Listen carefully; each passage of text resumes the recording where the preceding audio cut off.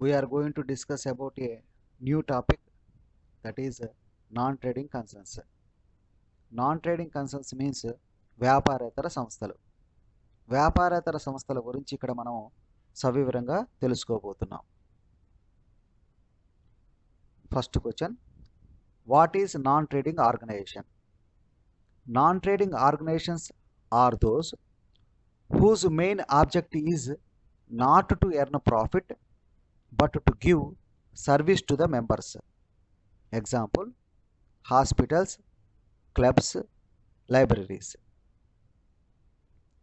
Non-trading organizations means వ్యాపారేతర సంస్థలు. వ్యాపారేతర సంస్థలు అంటే ఏంటి అంటే లాభార్జన ధ్యేయంతో కాకుండా సేవయే పరమావధిగా కొనసాగేటువంటి సంస్థలను మనం వ్యాపారేతర సంస్థలుగా చెప్పాల్సి ఉంటుందన్నమాట. అంటే వీటి యొక్క ప్రధానమైనటువంటి ధ్యేయము లాభం సంపాదించడం కాదు, ప్రజలకు సేవ చేయటము అని అర్థం అన్నమాట. గ్రంథాలయాలు, క్లబ్బులు, ఆసుపత్రులు మొదలైనటువంటి మనం వీటికి ఎగ్జాంపుల్గా మనం చెప్పచ్చు. Second question, what is receipts and payments account? Receipts and payments account is a real account. This account is a summary of cash and bank transactions. Receipts are recorded on the debit side and payments are recorded on the credit side of this account. Receipts and payments account means వసూళ్లు చెల్లింపుల ఖాతా. వసూళ్లు చెల్లింపుల ఖాతా అనేది నగదు ఖాతాకు ప్రతిరూపంగా మనం చెప్పొచ్చు అన్నమాట.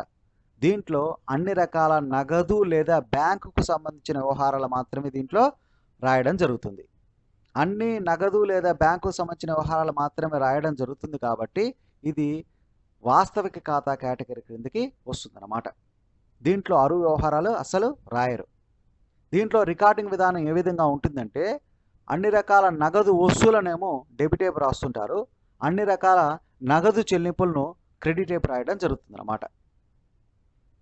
అంటే డబ్బులు వస్తే డెబిట్ వైపు రాయాలి, డబ్బులు పోయినట్లయితే క్రెడిట్ వైపు రాయడం జరుగుతుందన్నమాట. ఈ ఖాతాను నిల్వ తేల్చినట్లయితే మనకు సంవత్సరం చివర ఉన్నటువంటి నగదు నిల్వ లేదా బ్యాంకు యొక్క నిల్వ మనకు తెలుస్తుందన్నమాట. Third question, what is income and expenditure account? Income and expenditure account is look like as profit and loss account.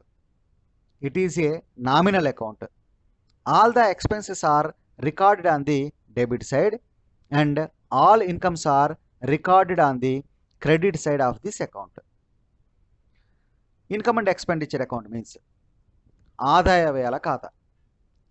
ఆదాయ వ్యయాల ఖాతా అనేది లాభ నష్టాల ఖాతాకు మనం ప్రతిరూపంగా చెప్పచ్చు అన్నమాట. లాభ నష్టాల ఖాతాలో మాదిరిగానే దీంట్లో రికార్డింగ్ విధానం ఉంటుందన్నమాట. అంటే అన్ని రకాల వ్యయాలనేమో డెబిట్ వైపు రాస్తుంటారు, అన్ని రకాల ఆదాయాలనేమో క్రెడిట్ వైపు రాస్తుంటారు అన్నమాట. అన్ని రకాల వ్యయాలు మరియు ఆదాయాల అంశాలతోనే ఇది నమోదులు స్వీకరిస్తుంది కనుక ఇది నామమాత్రపు ఖాతా కేటగిరీ కిందకి వస్తుందన్నమాట. ఈ ఖాతాను మనం నిల్వ తేల్చినట్లయితే డెబిట్ వైపు వచ్చేటువంటి బ్యాలెన్స్ ఏమని పిలవాలంటే వ్యయంపై ఆదాయ మిగులు అని పిలవాల్సి ఉంటుంది అనమాట. ఒకవేళ కనుక క్రెడిట్ వైపు బ్యాలెన్స్ వచ్చిందనుకోండి, ఆదాయాల మీద వ్యయం మిగులుగా చెప్పాల్సి ఉంటుంది అన్నమాట. Fourth question, what is revenue expenditure? The revenue expenditure is that expenditure the benefits which is expired in the same accounting year. Example, payment of salaries, rent, interest etcetera. Revenue expenditure means రాబడి వ్యయాలు. రాబడి వ్యయాలంటే ఏంటి? సంస్థ నిర్వహణలో మనం ఖర్చు పెట్టేటువంటి వాటి ద్వారా వచ్చేటువంటి ప్రయోజనం ఒక సంవత్సర కాలం కంటే తక్కువ కాలం ప్రయోజనం ఇచ్చే విధంగా ఉన్నట్లయితే అట్లాంటి వాటిని మనము రాబడి వ్యయాలని చెప్పాల్సి ఉంటుంది అన్నమాట. జీతాలు, అద్దెలు, వడ్డీలు ఇట్లాంటివన్నీ కూడా రాబడి వ్యయాల కేటగిరీ క్రిందికి వస్తాయి అన్నమాట. మనకు తెలుసు, జీతం ఉదాహరణగా తీసుకున్నట్లయితే ఒక వ్యక్తికి మనం జీతం చెల్లించామనుకోండి, అతడు 1 నెల రోజులు మాత్రమే మనకు సేవ అందిస్తాడు. మళ్ళీ తదుపరి నెలలో కూడా అతని సేవలు మనం పొందాలంటే మళ్ళీ ఏం చేయాలి? మళ్ళీ అతనికి మనం జీతం చెల్లించాలి. అంటే ఆ చెల్లింపు చేసేటువంటి ఆ ఖర్చు పెట్టేటువంటి మొత్తం ద్వారా వచ్చేటువంటి ప్రయోజనం సంవత్సర కాలం కంటే తక్కువ కాలం మనకు బెనిఫిట్ ఇస్తుంది అన్నమాట. అలా తక్కువ కాలం బెనిఫిట్ ఇచ్చే అన్నీ కూడా రాబడి వ్యయాల కేటగిరీ క్రిందకి వస్తాయన్నమాట. 5th question, what is capital expenditure? The capital expenditure is that expenditure the benefit of which is expired more than 1 accounting year. Example, purchase of machinery, buildings, furniture, etcetera. Capital expenditure means పెట్టుబడి వ్యయాలు. దీనికి ఇంకో పేరు కూడా ఉంది, మూలధన వ్యయాలని. మరి పెట్టుబడి వ్యయాలంటే ఏంటి? ఒకసారి ఖర్చు పెట్టిన వాటి ద్వారా వచ్చేటువంటి ప్రయోజనం సంవత్సర కాలం కంటే ఎక్కువ కాలం ప్రతిఫలం ఇచ్చే విధంగా కనుక ఉన్నట్లయితే అట్లాంటివి మనకి పెట్టుబడి వ్యయాలు, లేకపోయినట్లయితే మూలధన వ్యయాలు అవుతాయి అన్నమాట. అంటే ఖర్చు చేస్తాం, బెనిఫిట్ మాత్రము దీర్ఘకాలం అనుభవిస్తాం అన్నమాట. ఉదాహరణ ఏంటి అంటే, యంత్రాలు కొనుగోలు చేయడానికి, భవనాలు కొనుగోలు చేయడానికి, ఫర్నిచర్ కొనుగోలు చేయడానికి, ఇట్లాంటి వాటి కోసం మనం ఖర్చు పెట్టేటువంటి మొత్తాలన్నీ కూడా పెట్టుబడి వ్యయాల కేటగిరీ కిందకి వస్తాయన్నమాట. ఇంకో విధంగా చెప్పాలంటే, ఆస్తుల కొనుగోలు కోసం మనం చెల్లించే ఖర్చులన్నీ కూడా పెట్టుబడి వ్యయాలే. ఒకసారి ఖర్చు పెట్టి ఆస్తి కొనుగోలుకు ఉందనుకోండి, ఒకసారి ఆస్తి కొనమనుకోండి, దాని ద్వారా వచ్చే బెనిఫిట్ ఏమవుతుంది? చానాళ్ళు ఉంటుంది. ఆ ఆస్తిని మనం చానాళ్ళు వాడుకుంటాం. అట్లాంటివన్నీ కూడా మనకి పెట్టుబడి వ్యయాలుగా పిలువబడతాయి అన్నమాట. 6th question, what is revenue receipts? Revenue receipts are those receipts generally which are in recurring in nature. Example, receipts of subscriptions, interest, etcetera. Revenue receipts means రాబడి వసూలు అన్నమాట. సంస్థకు వచ్చేటువంటి ఆదాయము ప్రతి సంవత్సరము పునరావృతం అయ్యే విధంగా కనుక ఉన్నట్లయితే, అంటే ఆ ఆదాయము మళ్ళీ మళ్ళీ వచ్చే విధంగా కనుక ఉన్నట్లయితే దానిని మనం ఏమనాలంటే రాబడి వసూళ్ళు అని చెప్పాల్సి ఉంటుంది అన్నమాట. ఉదాహరణ ఏంటంటే చందాలు, పెట్టుబడులపై వడ్డీ, ఇట్లాంటి వాటిని మనం చెప్పొచ్చు. చందాలంటే ఏంటి అంటే, వ్యాపారేతర సంస్థలో ఒక వ్యక్తి సభ్యుడిగా గనక కొనసాగించబడాలి అంటే వాడు నెలవారీగా ఎంతో కొంత మొత్తాన్ని చెల్లించాలన్నమాట. అట్లా నెలవారీగా వాడు చెల్లించే మొత్తాన్ని మనము ఇక్కడ వ్యాపారేతర సంస్థలలో ఆ రుసుముని ఏ విధంగా పిలుస్తామంటే చందా అని పిలుస్తాం. వాడు ఒక నెల రోజుల కాలానికి ఆ యొక్క చందా చెల్లించింది అనుకోండి, ఆ నెల రోజులు అతను సభ్యుడిగా కొనసాగించబడతాడు. మళ్ళీ తదుపరి నెలలో కూడా అతను సభ్యుడిగా కొనసాగించబడాలి అంటే అతను తప్పనిసరిగా మళ్ళీ చందా చెల్లించాలి. అట్లా ఒక వ్యక్తి నుంచి ఆ చందాలు అనేవి ప్రతి సంవత్సరం కూడా పునరావృతం అవుతూ ఉంటాయి అన్నమాట. అట్లా మళ్ళీ మళ్ళీ వస్తుంటాయి. ఒక వ్యక్తి నుంచి అట్లా మళ్ళీ మళ్ళీ వచ్చేవన్నీ కూడా ఏ విధంగా పిలువబడతాయంటే రాబడి వసూలుగా పిలువబడతాయి అన్నమాట. 7th question, what is capital receipts? Capital receipts are those receipts generally which are in non recurring in nature. Example, receipts of donations, legacies, life member fee, etcetera. Capital receipts means పెట్టుబడి వసూళ్ళు. వ్యాపారేతర సంస్థకు ఒక వ్యక్తి నుంచి వసూలయ్యేటువంటి ఆదాయం గనక ఏదైతే ఉందో అది పునరావృతం అయ్యే విధంగా కాకుండా, అంటే మళ్ళీ మళ్ళీ రాదు, ఒక వ్యక్తి నుంచి ఒకసారి మాత్రమే వస్తుంది.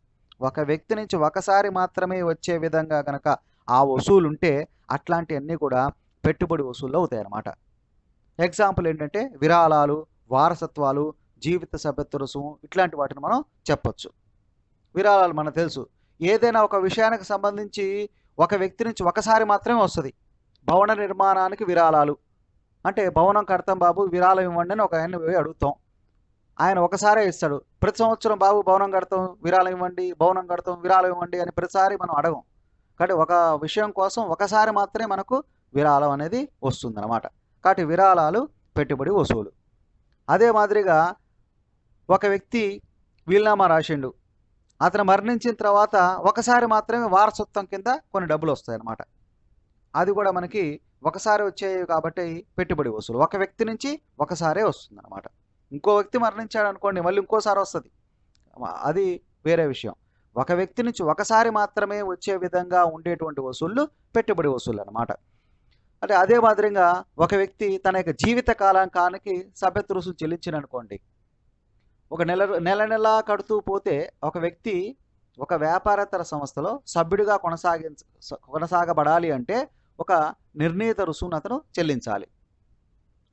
అతను నెలవారీగా చెల్లించేది ఏమైందంటే చందా అవుతుంది. అట్లా అక్కడ నెలవారీగా ఏం చెల్లిస్తాం, నెల ఏం చెల్లించుకుంటూ పోతాం అని చెప్పి వాడు ఒక్కసారి తన జీవిత కాలానికి గాను ఆ నిర్ణీత రుసుము గనక చెల్లించేసి జీవిత కాలపు సభ్యులుగా కూడా అవుతుంటారన్నమాట కొంతమంది. అలా జీవితకాలం సభ్యులుగా కొనసాగించబడటానికి వారు చెల్లించేటువంటి మొత్తం జీవిత సభ్యత్వ రుసుము అవుతుంది. ఇక వాడు మళ్ళీ సంస్థకి ఎటువంటి రుసుము చెల్లించరు అనమాట. అట్లా ఆ వ్యక్తి నుంచి ఒకసారి మాత్రమే అలాంటి రుసుము వస్తుంది కనుక అది జీవిత సభ్యత్వ రుసుము, అది పెట్టుబడి వసూలు అవుతుంది అనమాట.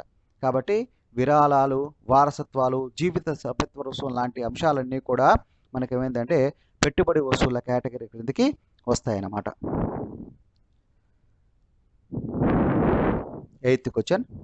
What is entrance fee?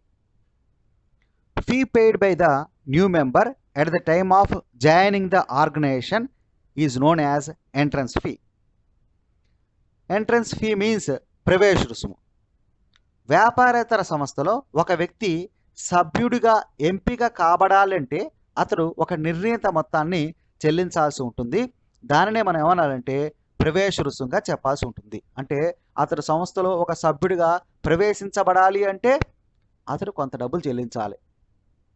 ఆహ్వానిస్తున్నాం అనమాట అతన్ని, బాబు నువ్వు నా సంస్థలోకి రావచ్చు, ఒక నిర్ణీత రుసుము అంటూ ఉంది, ఆ నిర్ణీత రుసుము కడితే నువ్వు సభ్యుడు అవుతావు, ఇక నువ్వు నా సంస్థలోకి ఎప్పుడైనా సరే రావచ్చు నాన్న అని మనం చెప్తూ అతన్ని ఆహ్వానిస్తూ అతని దగ్గర నుంచి కొంత డబ్బులు మనం తీసుకునేది అంటూ ఏదైతే ఉందో అది మనకి ప్రవేశ రుసుముగా పేర్కొనబడటం జరుగుతుంది అన్నమాట. Next 9th question. What is legacy? Amount received by the organization as per the will of a person is called legacy. It is treated as capital income. Legacy means వారసత్వాలు. ఒక వ్యక్తి రాసినటువంటి వీలునామా ప్రకారం అతని యొక్క ఆస్తులపై యాజమాన్యపు హక్కులు మరొక వ్యక్తికి కానీ లేదా సంస్థకు కానీ వచ్చినట్లయితే దాన్ని మనం వారసత్వాలుగా పేర్కోవడం జరుగుతుంది. వీలునామా రాస్తుంటారు సాధారణంగా, మనకు తెలుసు. అతడు తాను మరణించిన తర్వాత తన యొక్క ఆస్తిపాస్తులు తన సేవయే పరమావధిగా కొనసాగేటువంటి అట్లాంటి వ్యాపారేతర సంస్థకు పోవాలి అని అతను వీలునామా రాస్తాడు. అతను మరణించిన తర్వాత ఏమైందంటే అతను రాసినటువంటి వీలునామా ప్రకారంగా అతని యొక్క ఆస్తిపాస్తులు మన యొక్క వ్యాపారేతర సంస్థకి రావడం జరుగుతుంది. ఆ ప్రకారంగా వీలునామా ప్రకారంగా ఒక వ్యక్తి రాసినటువంటి వీలునామా ప్రకారంగా అతని యొక్క ఆస్తులు గనక వ్యాపారేతర సంస్థకి వచ్చినట్లయితే వాటిని మనం ఏమైనా విధంగా పిలవాలంటే వారసత్వాలుగా పిలవాల్సి ఉంటుందన్నమాట. దీనిని పెట్టుబడి వసూలని పేర్కొనడం జరుగుతుందన్నమాట.